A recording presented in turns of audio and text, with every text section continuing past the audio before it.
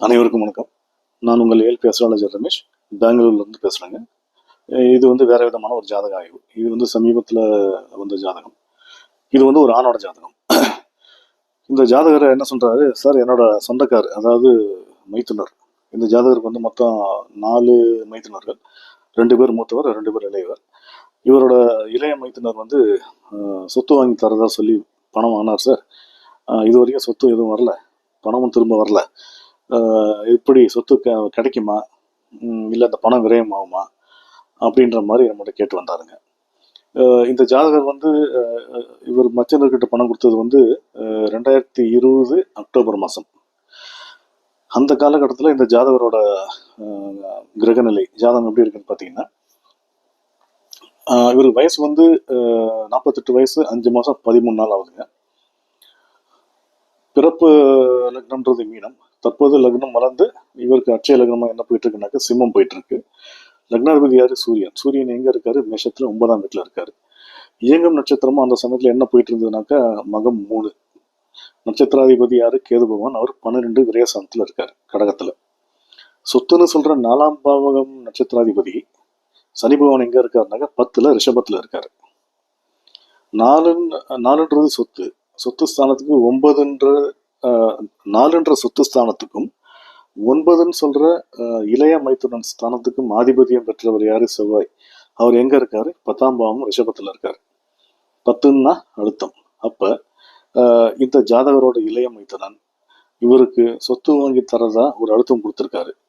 கோச்சாரத்துல செவ்வாய் எங்க போயிருக்காரு? 8ஆம் வீடான மீனத்துல இருக்காரு. அப்ப என்ன ஆயிடுது? 8ன்றது தீராத கடன் பிரச்சனை.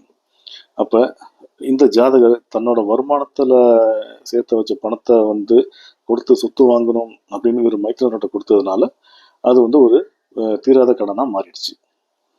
இது வரைக்கும் எவ்வளவு பர்ஃபெக்டா பொருந்தி வருது பாத்தீங்களா? அப்ப 2ஆம் பாவம் தொடர்புடைய நட்சத்திராதிபதி சூரியன் 9ஆம் வீடான மேஷத்துல இருக்காரு.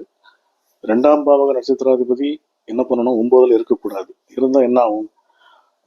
பாக்கியத்தால தடை, தாமதம், எந்த செயலும் நடக்காது. 4ஆம் பாவம் தொடர்புடைய சனி பகவான் கோச்சாரத்துல 6ஆம் வீடான மகரத்துல இருக்காரு. அப்ப சொத்து மூலம் கடன் ஏற்படணும்ன்றது விதி.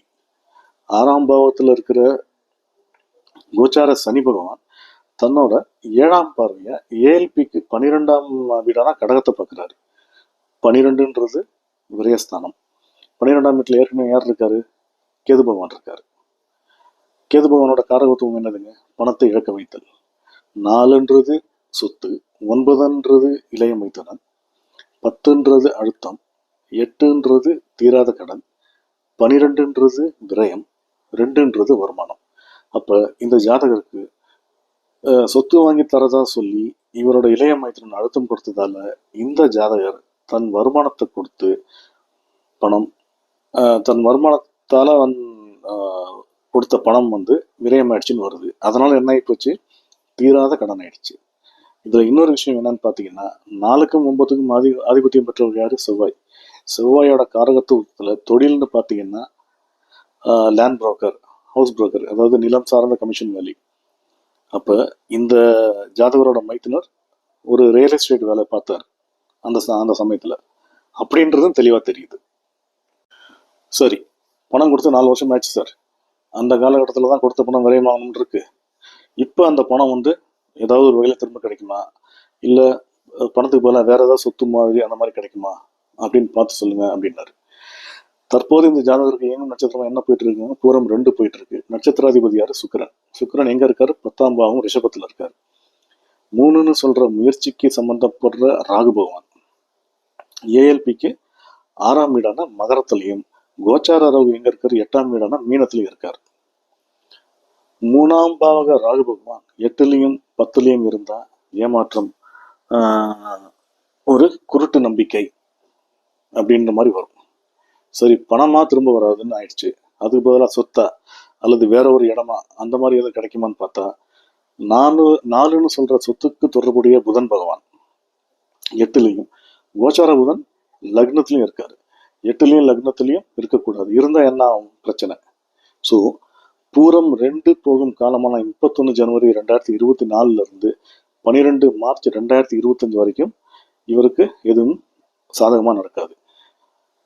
ஆச்சுங்களா? ஒரு விஷயம் ஞாபகம் வச்சுக்கணும், 3ஆம் பாவம் தொடர்புடையவர் யாரு? ராகு பகவான். ராகுன்னா திடீர் என்று எதிர்பாராத இந்த மாதிரி நிகழ்வுகளும் நடக்க வாய்ப்பு உண்டு. பட் மேக்சிமம் நடக்காது. சரி, அடுத்து பூரம் 3 போகும் காலமான 12 மார்ச் 2025 இருந்து 22 ஏப்ரல் 2026 வரைக்கும் இந்த சமயத்துல அது நடக்குமா அப்படின்னு பார்த்தா, 3ன்ற முயற்சி ஸ்தானத்துக்கு தொடர்புடையவர் யாரு? குரு. அவர் 5ல இருக்காரு. கோச்சார குரு 10ல இருப்பார். 3ஆம் பாவக குரு 5ல இருக்கிறதால முயற்சி வெற்றியாகும். கோச்சார குருவும் 10ஆம் வீடான ரிஷபத்துல இருந்து தன்னோட 7ஆம் பார்வையா 4ஆம் பாவகமான விருச்சிகத்தை பார்க்கிறாரு. 4ன்றது சொத்து. அதனால இந்த காலகட்டத்துல வேற ஒரு சொத்து திரும்ப வரக்கூடிய சாத்தியக்கூறுகள் இருக்கு அப்படின்ற மாதிரி நம்ம சொன்னோம். அதே சமயத்துல 10ல இருக்கிற கோச்சார குரு தன் 5ஆம் பார்வையா ஏஎல்பிக்கு 2ஆம் பாவமான கன்னியை பார்க்கிறாரு. 2ன்றது வருமானம், பணம். 2ல யார் இருக்கா? கேது. கேதுன்னா என்னது? தடை, சுருக்குதல், பணத்தை இழத்தல், எதிர்பாராத திடீர் நிகழ்வுகள், இதுவும் நடக்கலாம். ஸோ இதையும் நம்ம ஞாபகம் வச்சுக்கணும். அதனால பூரம் 3 போகும் காலத்துல வேற ஒரு சொத்தா வரக்கூடிய வாய்ப்புகள் அதிகம் இருக்கு. கேது பகவான் தடையை உண்டாக்குனாலும் இறை வழிபாட்டு மூலம் இந்த நிகழ்வை வந்து நம்ம சாதகமா மாத்திக்கலாம். சரி, அப்படியே சொத்து வந்து அது எந்த மாதிரி இருக்கும்? 4ன்னு சொல்ற சொத்துக்கு தொடர்புடைய புதன் பகவான் பூரம் 3 காலகட்டத்துல 8லையும், கோச்சார புதன் 8லையும் மீனத்துல இருப்பார்.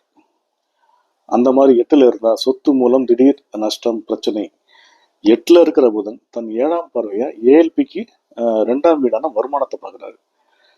2ல யார் இருக்கா? கோச்சார கேது. கேதுன்னா என்ன? சுருக்குதல். அப்ப வரவேண்டிய தொகைக்கு இணையான சொத்தாய் இல்லாம கொஞ்சம் குறைவா கூட இருக்கலாம். இல்ல வருமானத்துல இருந்து இந்த ஜாதகர் மேலும் கொஞ்சம் பணம் போட்டு அந்த சொத்தை வாங்க வேண்டிய சூழ்நிலை மாதிரி ஏற்படலாம் அப்படின்ற மாதிரி சொன்னோம்.